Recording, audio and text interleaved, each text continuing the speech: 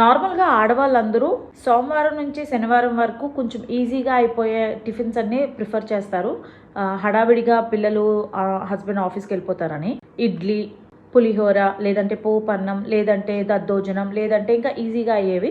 And dosa అస్సలు easy కాదు, stove దగ్గరే కూర్చొని వేస్తూ ఉండాలి. అండ్ ఆల్సో పిల్లలు ఇద్దరు ఉన్నారనుకో వెరైటీ దోశలు అడుగుతూ ఉంటారు. కాబట్టి కొంతమంది వేస్తూ ఉంటారు, కొంతమంది ఏమో వీకెండ్లో వేస్తుంటారు. అయితే నేనైతే ఎలా ప్లాన్ చేస్తానంటే పనిలో పనే కదా అని చెప్పి ఉప్మా, పెసరట్టు, పూరి, దోశ, లేదంటే చపాతీ కూడా నేను వీక్ డేస్లోనే ప్లాన్ చేసేసుకుంటాను.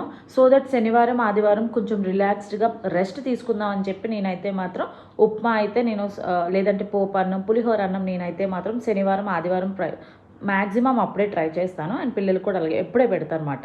ఈ స్టోరీ అంతా ఎందుకు చెప్తున్నానంటే మీరు ఎలా ప్రిఫర్ చేస్తారు మీ బ్రేక్ఫాస్ట్ అన్నది కామెంట్ చేసేయండి. ఫైనల్గా మా చిలకమ్మ స్కూల్కి రెడీ అయిపోయింది. That's it for today guys. Hope you like this video. Subscribe.